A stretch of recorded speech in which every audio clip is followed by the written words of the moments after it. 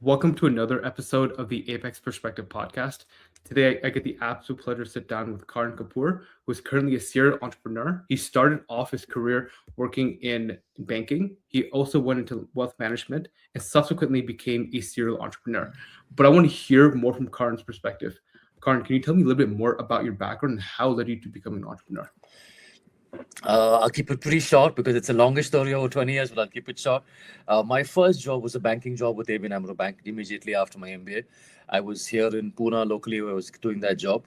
A year and a half later, I got this wonderful opportunity to move to a startup in Bombay called Client Associates. They were a new startup in India, which was bringing in wealth management and family office, which was not very common in India.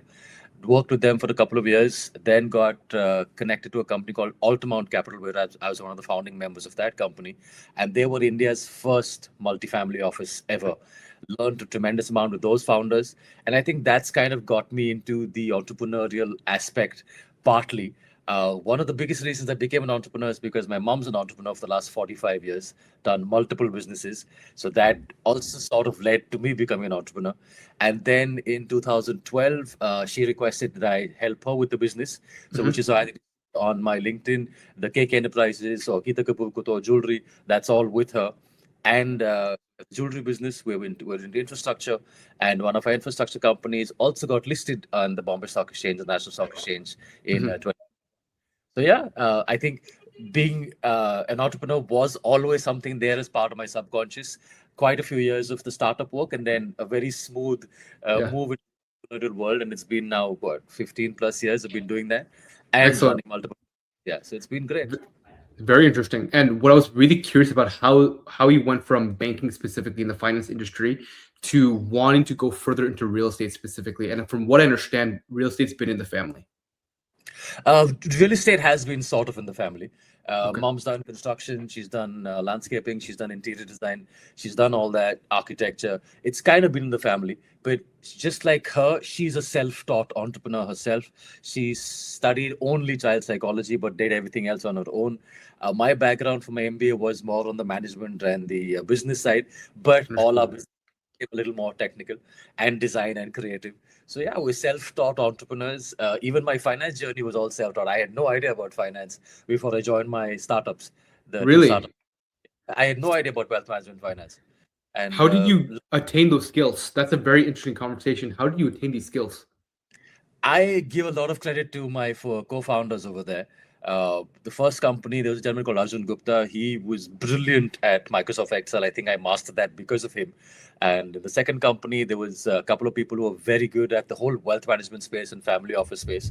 Learned and being in a startup, being the first or the second person in a startup, you put on multiple hats. So there's not just the client side, Certainly. there's the office side, there's the accounting side, there's the designing side. You help design the logo, you help design all those things, hiring people. It's multiple hats. It was a lot of fun. And then joining mom. When you're in your own business, you also have multiple hats to do things on your own. So I think it's been a mix of very interesting parts. As someone who's actually been in a startup that in which you've had to wear multiple hats, understand different roles, and really be able to take on different circumstances that you're not accustomed to, is that really where you learn where your strengths were? I think so. Yes. Mhm. You get to know what you need to focus on. You learn things which you might not even have learned before. Like I said, I had no idea about finance or mutual funds or investment banking or private equity. No idea, but that's what I learned. And I enjoyed it, which is why I think I started learning it more. If you Mhm. don't enjoy it, might not go as deep into it. But I think I quite enjoyed everything that I was doing. Even now, there's multiple businesses going on. I'm always on the lookout for new ideas and new businesses to start. It's something if I enjoy, I learn, and just the way I've learned as the second generation from mom. If you enjoy it, master it, get so good that you can even teach it. Right. And that's the question that's a million-dollar question is as far as really understanding something you're not accustomed to doing. How did you go about navigating circumstances you're not accustomed to and really essentially learning on the spot? What was your process in that regard? Uh, Again, a combination of self-learning, read. There's a lot of information available. Has always been available. The internet has only made it easier. Mhm. Find good people who you can work with. Right. Find good people you can take advice with, And if not beyond the point, find good people you can delegate to. Not everything can be done by yourself. You do need to find experts sometime or the other. And when you Mhm. find good experts, keep them, cultivate the relationship over there, and work with Mhm. them and grow further together. Now, this is actually my first time hearing that you actually did a little bit of investment banking. From what I understand, did you have the ability to get acquainted with mergers and acquisitions?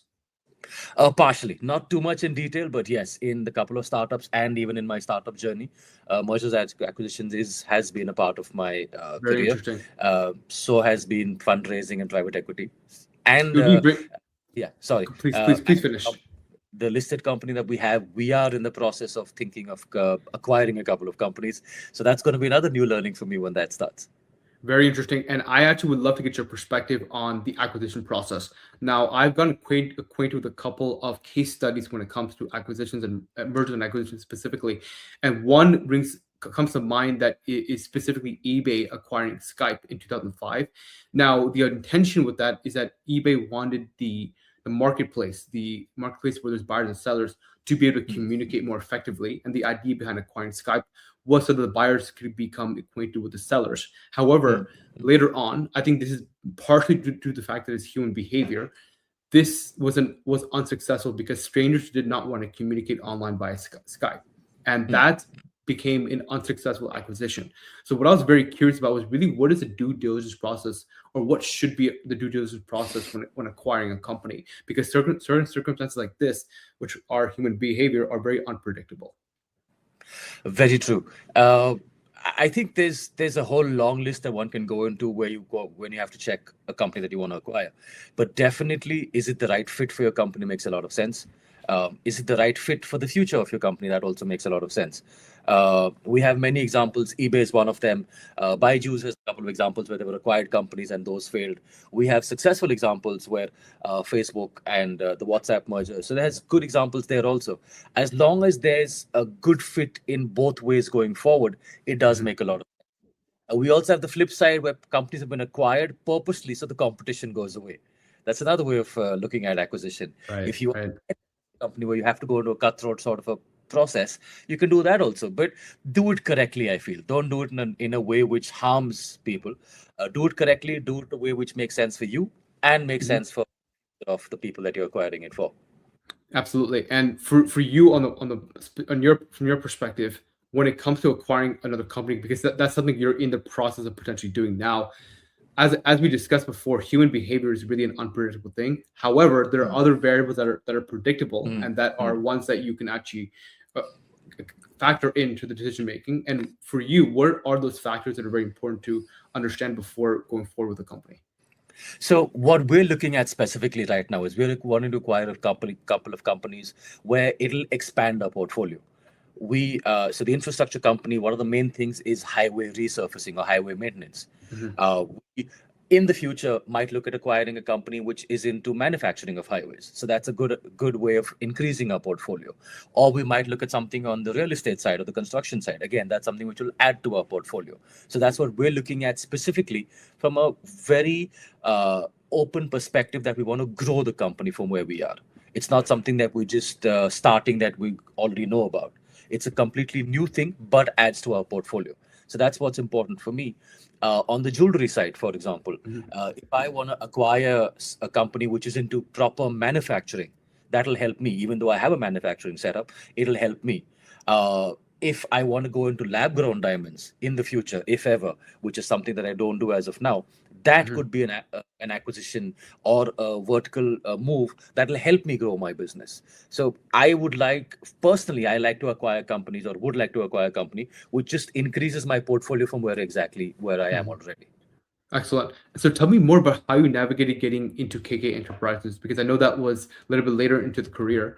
How did you navigate that? And did you already have prior knowledge in real estate, or did you also acquire that knowledge? So the very simple answer is mom. It's her businesses, both the jewelry business and Cake Enterprises. She started this way back 45 years ago. That was a very simple answer because then she said, can one of my sons please come and help me?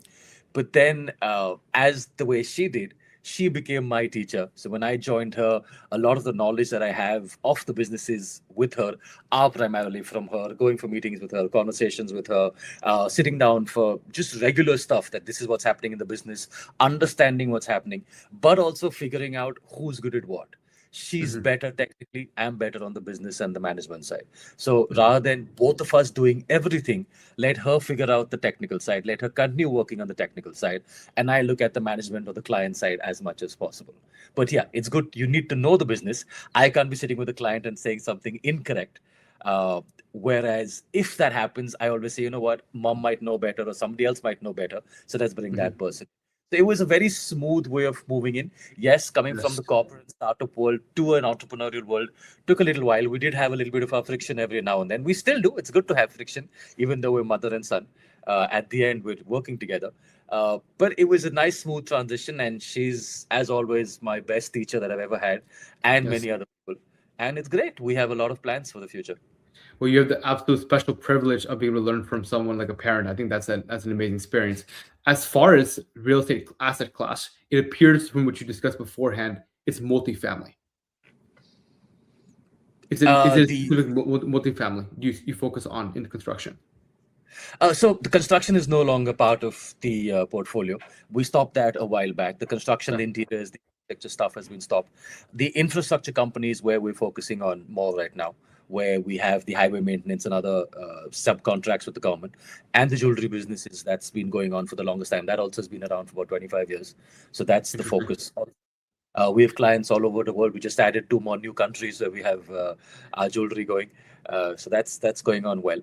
And I, on the other side, look at my consulting, my technology, and other startup work.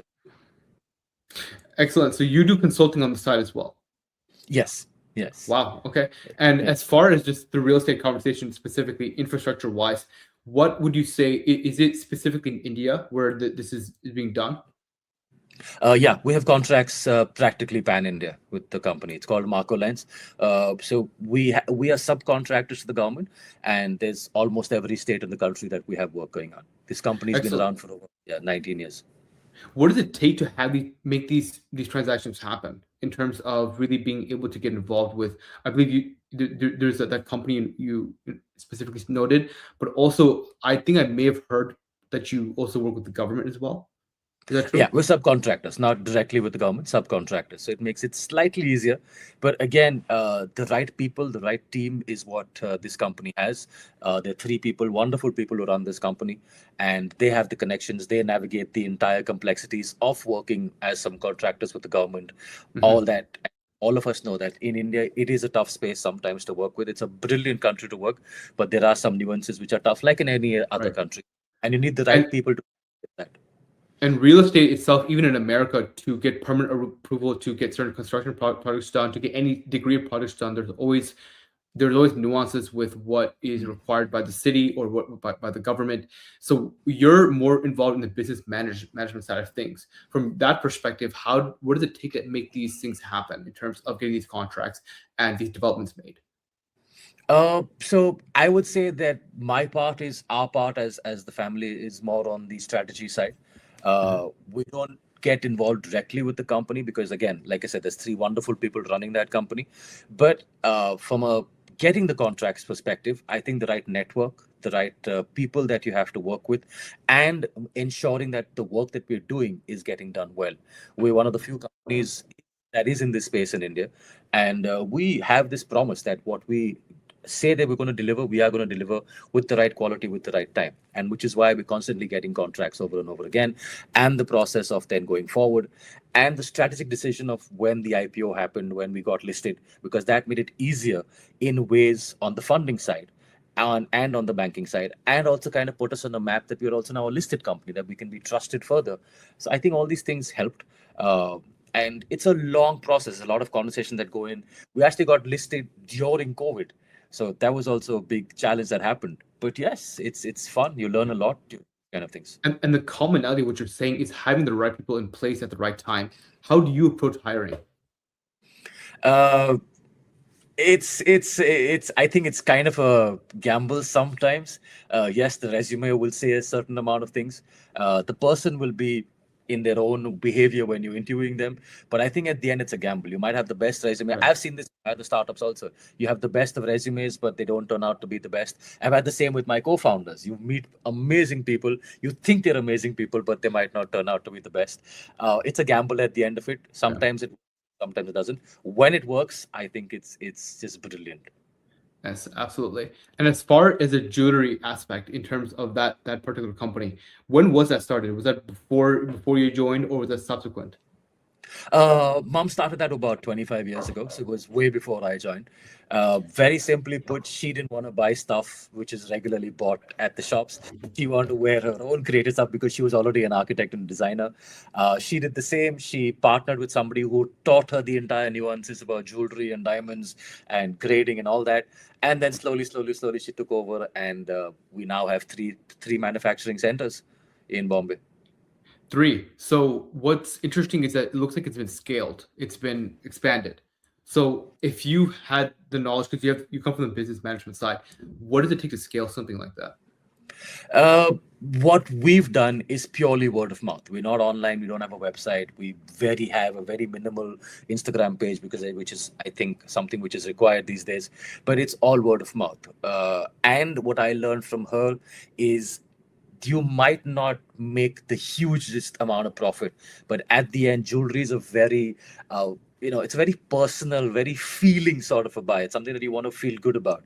So if you make a piece for a client, ensure that they're happy, and they're the ones then who will come back, keep coming back, and bring more and more people.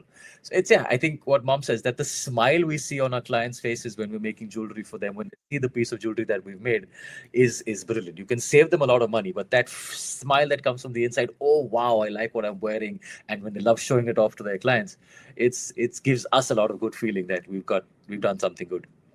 And where are they located? So I have clients all over India. Our studio is based in Pune. We have a small studio. We don't have something major. We don't want this to be like a major brand. It's one of our passion businesses. We love doing these kind of things. The studio is in Pune, but my workshops are in Bombay. And like I said, I have clients now in many, many parts of the world. We just added 2 more clients, 2 more countries to our portfolio. So yeah, we have clients, very happy clients all over the world. And I think that is a bit of blessings, which also helps us thrive further. Excellent. And the global having the global clients is going to be very, very interesting. I'm sure that means that you've done something very good if someone was willing to come from out of country to come into to get the jewelry. It's absolutely amazing. Now, what I'd love to do now is go ahead and shift this conversation to a little bit more about you, Karan. And the first question I have for you is, what is something about you or your life that you wish more people knew about? That's a good question, but also it's actually the most difficult question for every entrepreneur and executive I have on here. The hardest question is the personal questions. Yeah, I know that is a tough question, and I don't know if it's a good answer or not. In many ways, I'm an open book, but in many ways, I'm a very reserved person. So it's only my really close friends and family who kind of know a lot about me. But yeah, I think a few of the things that I'd love people to know about in the entrepreneurial journey from myself is perseverance. Just stick to it. If it's something that you enjoy doing, it's something that you really want to do, stick to it. I've had my fair share of bad co-founders or bad companies or bad regulations going by.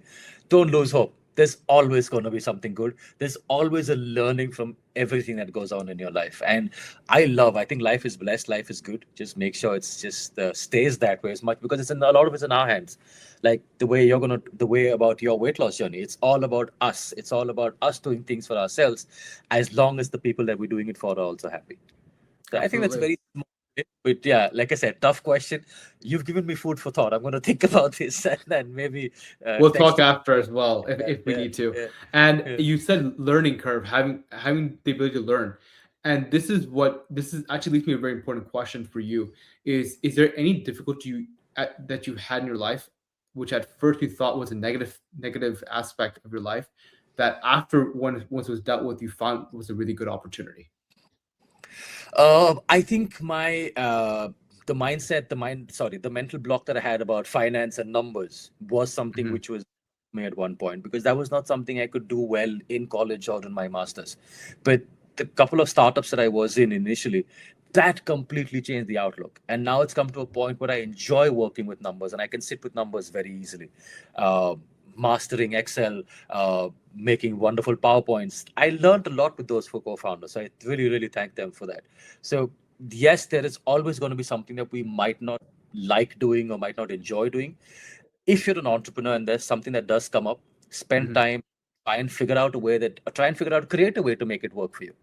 Right. There is and there's a lot of information available nowadays to make it easier for yourself. So I think it's good to overcome those hurdles, and over time, little steps, baby steps, you actually start enjoying what you're doing. And one last question for you is actually a reflective question. I love to ask every entrepreneur this question. What's the biggest difference between you in your 20s and you now? Oh, good question again. I think one of the biggest differences is that definitely I know better, and I wish I had told myself then that don't worry, it is all going to work out. So just go with the flow, go in it. Don't say no, no, no. Don't have this thing that I can't do it, I should not do it. Just do it. It's all going to work out. You can do anything you put your mind to. It's a very easier said than done thing. A lot of people say it, but it is true. You can actually do anything you put your mind to. And I agree with that perspective. One more thing I'll also add to it is if you really know why you're doing something, you really think that if you have a strong why to do something, I Mm. think the amount of effort you're going to put in is going to be naturally much higher than if you don't really register or understand why you're doing something. And if that why is meaningful enough to you, it will drive you to it'll drive you to want to sacrifice for the goals.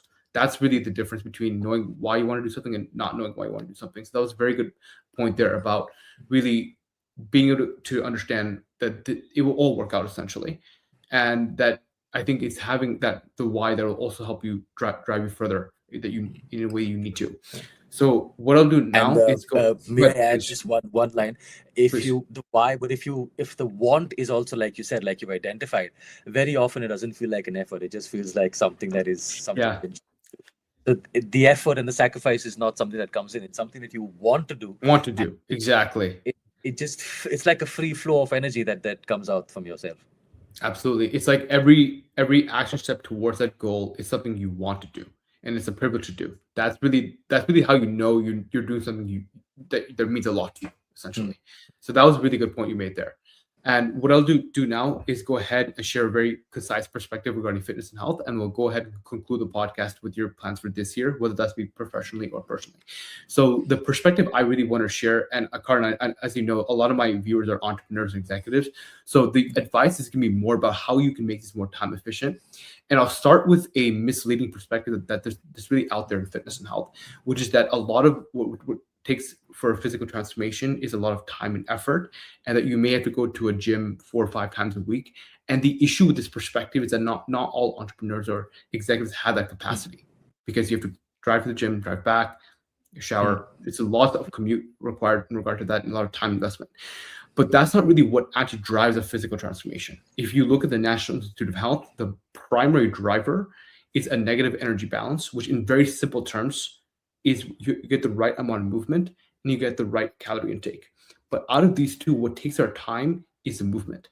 So how can you do that in a time efficient way is really the question here. So instead of depending on being at one specific location like a gym or a studio, focus on making it a location independent strategy. And what do I mean by that? Something you can do anytime, anywhere, and something you can multitask with, Mm. as opposed to shifting your entire schedule around for that one activity of like a studio or a gym. Mm. That's a key. Now, something specific I would recommend is leveraging something like step count, because step count is Mm. something you can Mm. do while you're listening to this podcast. It's something you Mm. can do while you are essentially taking a business call. It's something you can do while you're traveling. And it's something you can do irrespective of the location you're in. And that also includes even in a room pacing around taking a call. Mm. So this is the idea. Can you really identify what drives progress, and can you achieve that pathway in a more effective and efficient way? That's the idea behind what I'm talking about. So you don't have to fall for what's traditionally sold to you. You can consolidate what the requirements are and achieve those requirements in a very efficient way. And this is actually what I personally leverage to lose over 70 pounds and actually keep it off.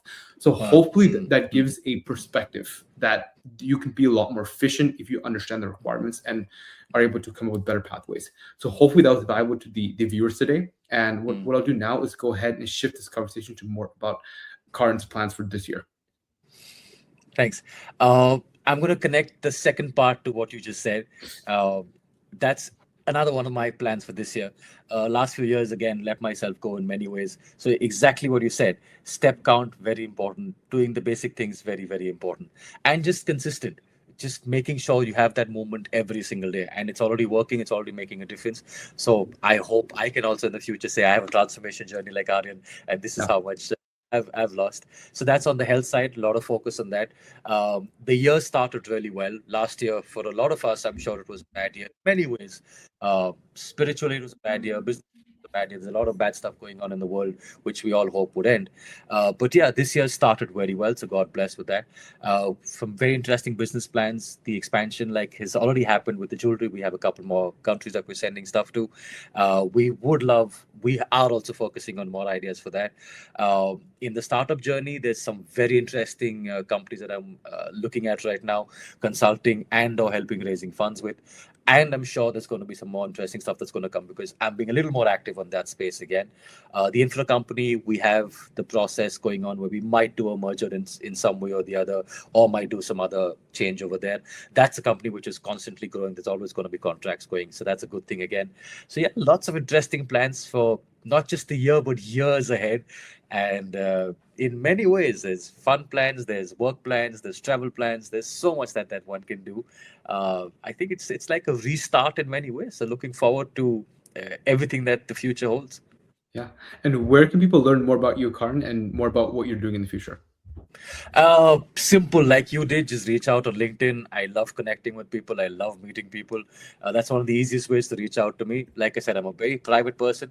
I'm not very active on social media, but LinkedIn is something that I am active on. So reach out if you guys need some help, need some information, need to know more about me, want to catch up over a cup of coffee, virtually or otherwise. It's always easy to meet over there. And the world is now just a video call away, I think, in many ways. Yeah, it's very So interesting.